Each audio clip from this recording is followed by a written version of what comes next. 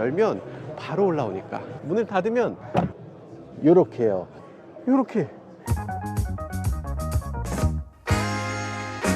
지금 굉장히 의외의 느낌인 게 포르쉐 행사인데 세계 최초 공개라고 하는데 이렇게 조촐하죠. 여기서 행사를 한다고 해요. 지금 포르쉐가 창립 이래 사상 최다 이익을 올리고 있다고요. 그런데 행사를 어떻게 이렇게 조촐하게 하나? 행사를 이렇게 조촐하게 하니까 사상 최고 이익을 거두는구나, 이런 생각이 또 들기도 합니다. 그 행사장 입구가 이렇게 되어 있습니다. 파나메라 월드 프리미어. 누가 담배가 누가 도대체? 안녕하세요. 네, 한국 사장님이셨는데 지금 중국 사장님. 클럽에 온 기분인데요? 저기 저쪽 왼쪽 끝에. 오, 세상에. 너무 먼 거 아니야?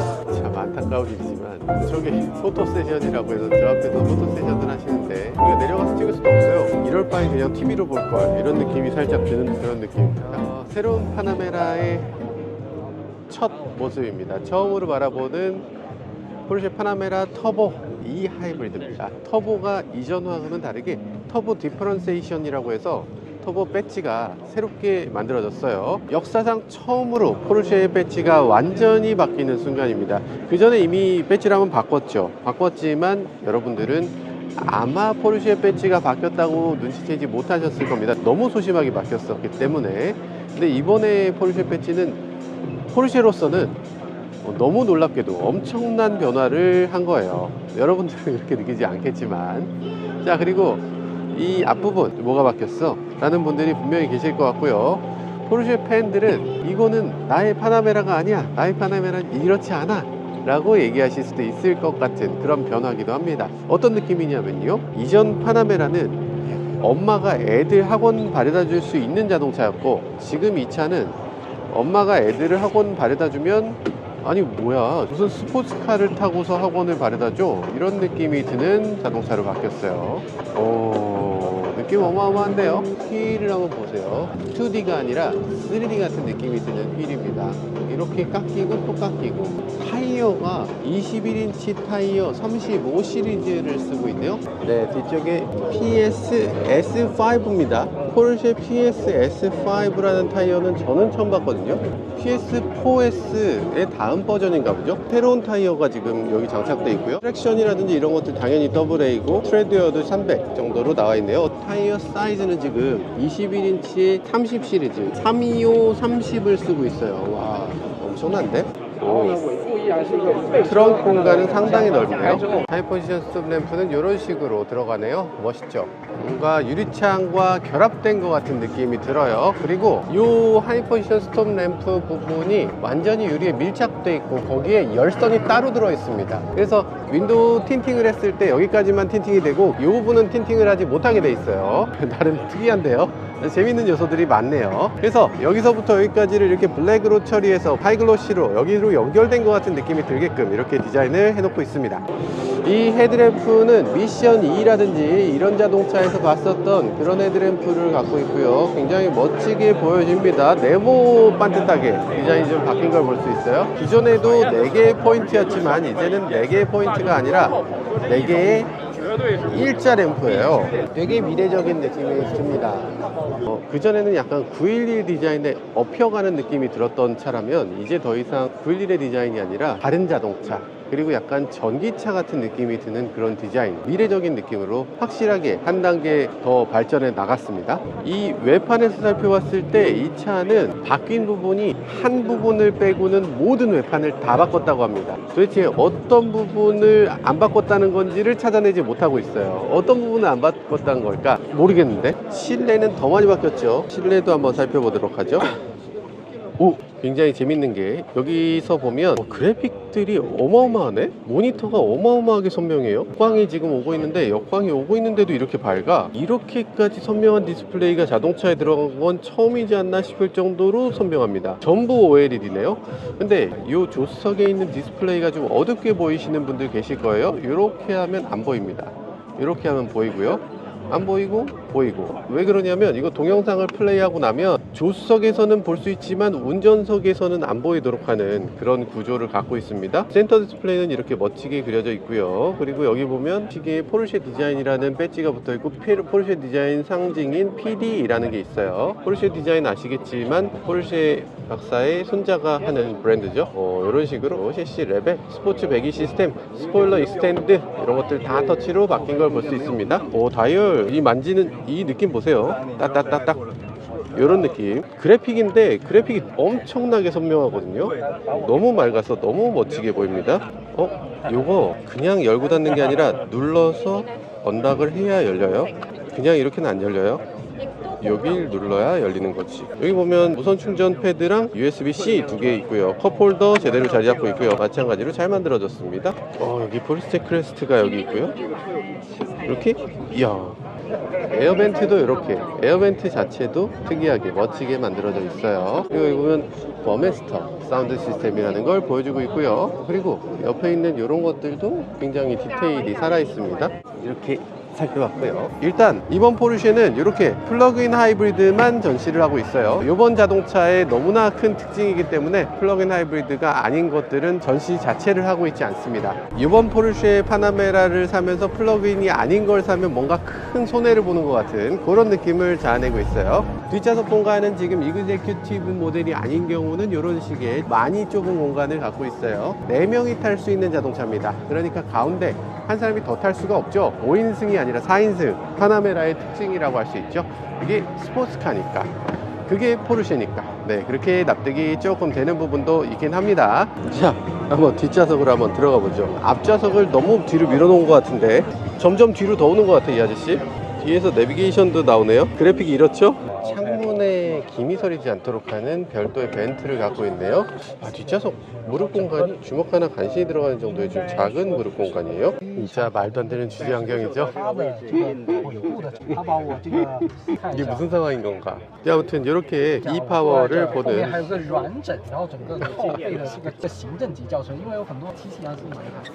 타고 내리기 너무 좁아요, 그죠?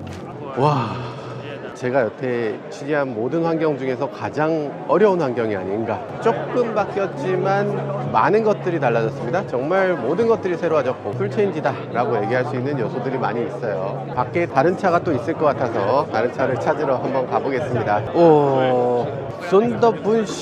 존더분시라는 이름이 익숙해질까? 아마 쉽지 않을 것 같아요. 존더분시가 뭐냐면 개별화 프로그램입니다. 비스포크 같은 거죠. 그래서 어떤 식으로 바뀌냐, 컬러 자체를 새롭게 만들어서 붙일 수 있고요. 이 컬러는 현재까지 존재하지 않았던 컬러인데 잘 보면 펄이 어마어마하게 빛나는 걸 볼 수 있죠.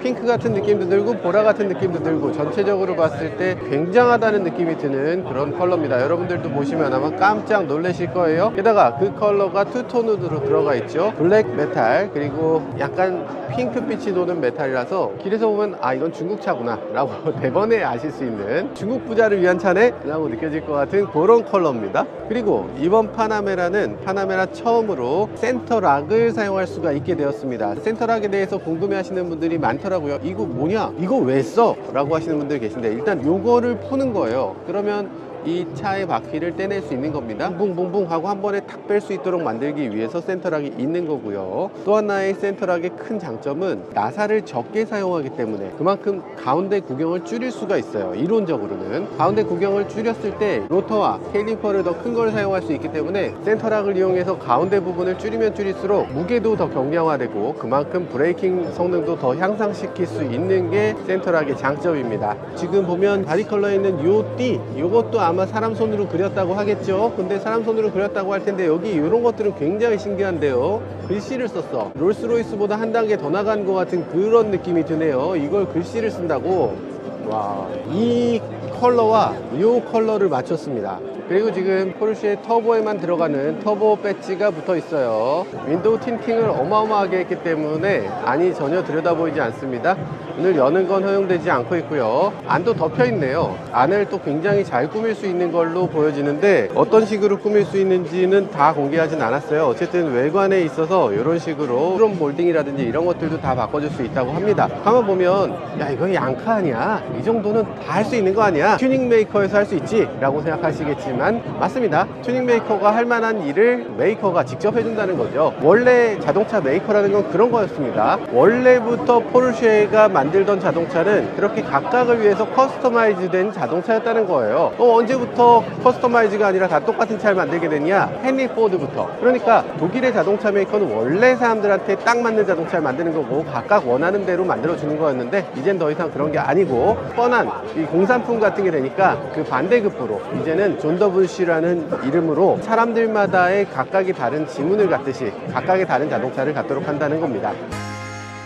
네, 여기 또 하나의 차가 있네요. 이 하이브리드네요. 와, 컬러가 미쳤습니다. 그치, 초록색은 이렇게 뽑아야죠. 오, 차 내려가는 거 보세요. 우와, 오우, 야, 대박입니다.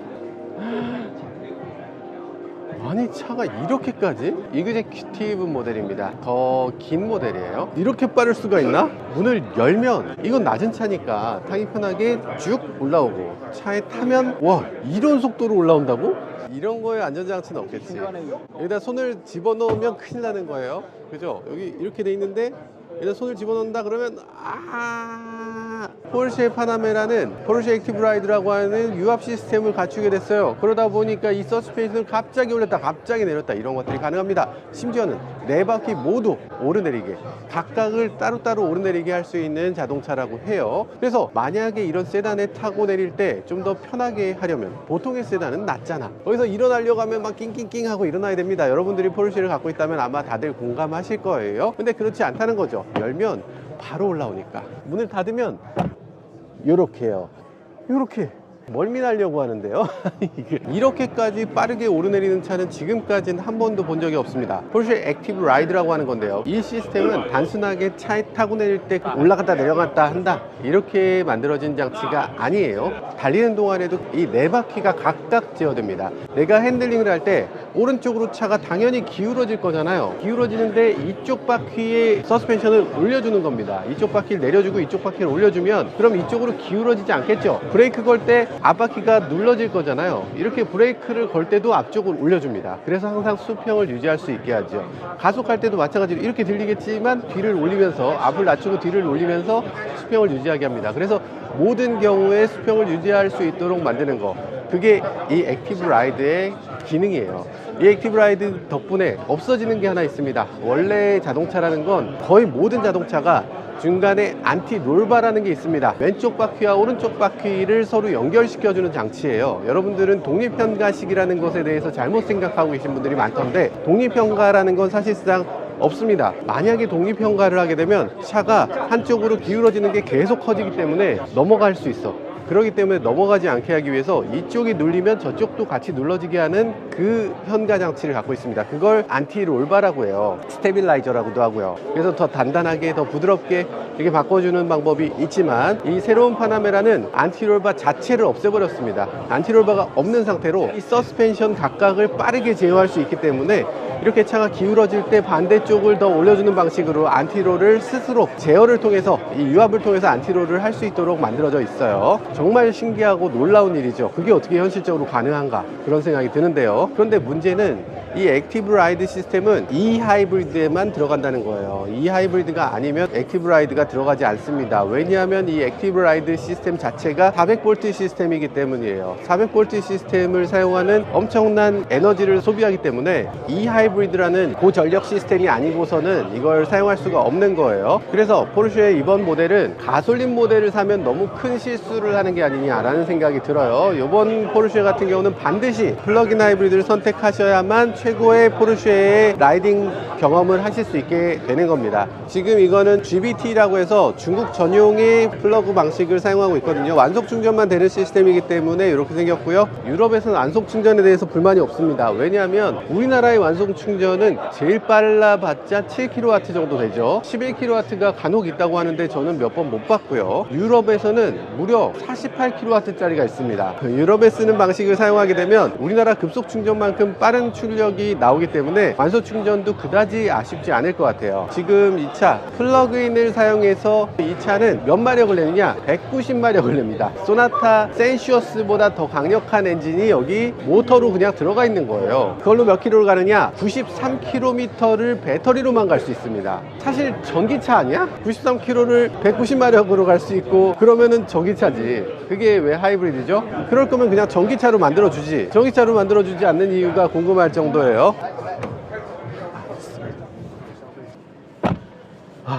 감탄만 계속하고 있습니다. 감탄만 계속할 정도로 놀라워요. 일단 인테리어, 그 전에 파나메라가 저는 정말 멋지다고 생각했거든요. 인테리어에서 다른 거 굳이 필요 없다고 생각했어요. 이 정도면 최고지라고 생각했던 그 파나메라가 이제는 그보다 월등히 뛰어난 인테리어로 바뀌었네요. 여러 가지 면에서 저는 섭섭하다고 생각했던 것도 사실입니다. 고급감이 좀 떨어지잖아. 타이칸의 디자인을 따라가다니 이거 말이 안 돼 라고 생각했어요. 가운데 있는 이런 센터 디스플레이, 이 부분은 최소한 아날로그였어야지, 이게 아날로그가 아니라는 게 말이 되나 라고 생각했어요. 그런데 이게 디지털화 됐을 때 섭섭한 마음이 한편으로 있다가도 이 자체가 이렇게 꺾여 있는 거, 요거 OLED이기 때문에 가능한 거죠. 굉장히 선명한 화면을 양쪽에서 보여주고 있고요. 괜찮네, 이러면 용납이 되지, 이런 생각이 드는 그런 느낌의 인테리어이기도 합니다. 인테리어 요소들, 디스플레이 이런 것들 다 디지털로 바꿨는데 이런 것들도 멋지다는 생각이 들고요. 그리고 이 그래픽 자체의 퀄리티가 너무나 우수하기 때문에 거기서 일단 만족감이 생기는 것 같습니다. 비디오라든지 이런 것들을 플레이할 수 있는 건 당연하고요. 빌리빌리가 보여줍니다. 유튜브는 안 되니까 빌리빌리로 봐야죠. 중국에서 이렇게 틀어놓고 가도록 하겠습니다. 중국인들 모두 제 영상을 볼 수 있도록 해놓도록 하겠습니다. 자, 스포일러를 열고 닫는 것들도 이렇게 됩니다. 스포일러 열거나 아니면 닫거나 이렇게 돼요. 신기하죠? 이쪽에 보면 이런 것들도 있죠. 버튼을 누르면 이 전체가 이렇게 딸깍하고 들어갑니다. 딸깍 전체가 움직여요. 신기합니다. 이거 신기한 거예요. 왜 신기하냐면 여기 딴 데를 눌렀을 때는 안 눌러져. 여기를 눌렀을 때만 눌러집니다. 터치를 했을 때 기기장치가 이렇게 딸깍하는 걸 만들어내고 있습니다. 가상으로 실제로 움직이는 부분이 여기 있어요. 진짜 신기합니다. 이렇게까지 열리는 거 되게 특이하네요. 이 부분까지 같이 열리니까 짐을 넣을 때 굉장히 편리하게 넣을 수 있을 것 같아요. 입구가 넓어지는 이런 디자인 굉장히 신경 써서 했다는 생각이 듭니다. 앰비언트 라이트가 이렇게 테이블처럼 이렇게 빛을 비춰줘서 이 우드 트림이 더욱더 우드 트림처럼 잘 비춰지는 걸 볼 수 있어요. 우드라는 걸 강조하고 있죠.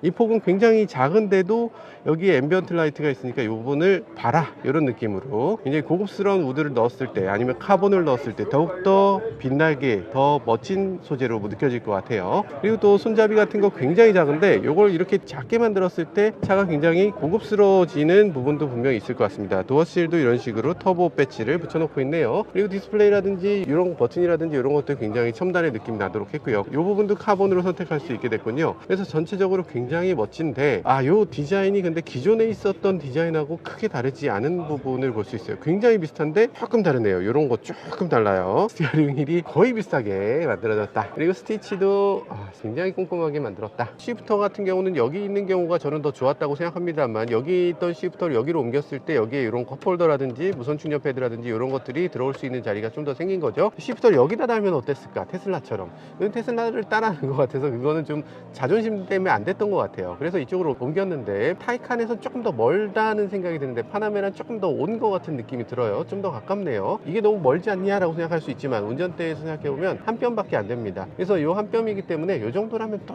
납득 가능하다는 생각이 들기도 해요. 자, 그런 생각이 들고요. 스타트 엔진은 왼쪽으로 넘어가 있습니다. 왼쪽에서 스타트 엔진을 하고 이렇게 열고 닫을 수가 있어요. 여기 덮개는 없어졌네요. 왜 여기 덮개가 없을까라는 느낌이 들긴 해요. 전체적으로 굉장히 타이칸하고 비슷한 느낌을 주는 그런 이번 새로운 세대의 포르쉐라는 생각이 듭니다. 전체적으로 굉장히 화려하고 굉장히 멋져요. 그리고 굉장히 많은 것들이 변화됐다라는 느낌을 주는데요. 일단 에어벤트를 위아래로 조절할 수 있는 버튼이 없어졌습니다. 테슬라처럼 에어벤트를 조절하는 스위치는 별도로 갖고 있지 않고 이걸 디지털로 조절할 수 있도록 만들어져 있는데요. 에어 컨디셔닝을 누르게 되면 여기서 이렇게 다이얼로 이렇게 움직이게 되어 있어요. 이렇게 조절할 수 있도록 되어 있습니다. 바람의 양이라든지 이런 것들을 다 조절할 수 있도록 되어 있는데 이걸 디지털로 했을 때 더 좋은가요? 잘 모르겠지만 아무튼 그렇게 만들어져 있습니다. 스피커가 여기 있네요. 스피커가 굉장히 귀에 가까운 곳에 있어서 아마 음장감을 높이는데 굉장히 도움이 될 것 같습니다. 음악을 한번 들어보도록 하죠. Jingle bells, jingle bells, jingle bell rock. Jingle bells swinging, jingle bells ring. 사운드는 제가 또 조절할 수 있으면 좋겠는데 지금 조절을 못하고 있어요. 음악은 어쨌든 안 좋을 수가 없어요. 너무 훌륭한 사운드를 내고 있고요. 너무 마음에 듭니다. 자, 일단 앞부분에선 이렇게 살펴봤고요. 뒷부분을 한번 살펴보도록 하죠. 이그제큐티브라고 하는 자동차 뭐가 다른가? 뒷좌석으로 넘어오겠습니다. 헤드레스트가 굉장히 소프트한 게 있네요. 굉장히 소프트하고 나름대로 잘 만들어져 있습니다. 베개가 이렇게 몰랑몰랑하면서 요즘 이 정도 베개는 있어줘야 되죠. 사실 베개가 그냥 베개거든요. 근데 얘는 그걸 또 예쁘게 가죽으로 처리를 했습니다. 여기도 또 가죽. 친환경을 얘기하면서 이렇게까지 가죽을 많이 쓰는 메이커는 또 처음 봤어요. 이 하이브리드는 사실 친환경과 굉장히 거리가 먼 자동차라고 할 수 있습니다. 전혀 친환경이 아니에요. 우야, 이그제큐티브는 뒷좌석이 많이 다르네요. 여기 팔걸이 같은 것도 좀 다르게 생겼고요. 이렇게 열 수 있어요. 무선 충전 패드가 있네. 그리고 여기도 이런 것들, 위에 수납 공간이 조금 제공이 되고 있네요. 뭐 큰 의미는 없어 보이기도 하고요. 자, 그리고요, 여기서 보면은 선스크린도 이런 것들 당연히 되고요. 그리고 이런 것들도 당연히 되고요. 되는데 놀랍게도 여기 있어요. 저 뒤에 있는 게 아니고 바로 여기 있는 것도 되게 특이하다. 디스플레이도 여기도 있습니다. 디스플레이 통해서 음악 플레이라든지 이런 것들을 할 수 있어요. 이런 것들 뭐 당연히 돼야죠. 이 정도는 돼야 된다. 훌륭합니다. 훌륭한 사운드가 나고 있고요. 버메스터 좋네. 이제 911에서 제가 그렇게 욕했던 버메스터는 더 이상 없는 것 같아요. 그리고 뒤에 있는 디스플레이에선 여러 가지를 볼 수 있는데요. 여기서 내비게이션이라든지 이런 것들 볼 수 있어요. 내비게이션 보면서 앞에 있는 기사한테 야, 거기로 가면 안 되지, 똑바로 가라, 이렇게 얘기할 수 있고요. 음악이라든지 이런 것들 뿐만 아니라 여기서 이제 콕핏이라고 해서 이 운전석에서 운전하는 거, 횡쥐라든지 이런 것들을 뒤에서 같이 보면서 즐길 수가 있습니다. 그래서 야, 제동했을 때 너 횡쥐 1밖에 안 나왔네, 야 1.1은 나와야지, 이런 식으로 얘기할 수 있고요. 뒷좌석에서 그런 걸 왜 알아야 되는지 모르겠지만 이 차는 아시겠지만 특징이 내좌석이 모두 버킷 시트입니다. 내좌석이 모두 세미 버킷이기 때문에 딱 앉았을 때 같이 즐길 수 있는 거죠. 롤러코스터 탔을 때 모든 사람들이 와 하면서 같이 내려가듯이 이렇게 이 차를 타고 서킷에서 이렇게 막 아빠가 운전할 때 가족들 모두가 와 하면서 즐길 수 있는 그런 좌석이라는 거죠. 그리고 또 여기 보면 지금 에어 인테이크가 있는데, 에어 인테이크 어마어마하지 않습니까? 이 에어 인테이크에 그러면 돌 같은 게 맞으면 큰일 나지 않겠냐 싶은데, 잘 보면 여기 플라스틱으로 그릴이 하나 있습니다. 그래서 실제로는 라디에이터를 직접 돌 같은 게 때리지 않도록 하는 방어를 해주고 있어요. 이런 것들도 세련된 느낌이네요. 깜빡이를 켜보도록 하죠. 그리고 라이트도 한번 켜볼까요? 오토매틱이 아니고 로이빔. 자, 이렇게 하게 되면 4개의 램프였던 것이 지금 몇 개의 램프야. 이제는 좀 파나메라 같네요. 비상등이 또 꺼졌어?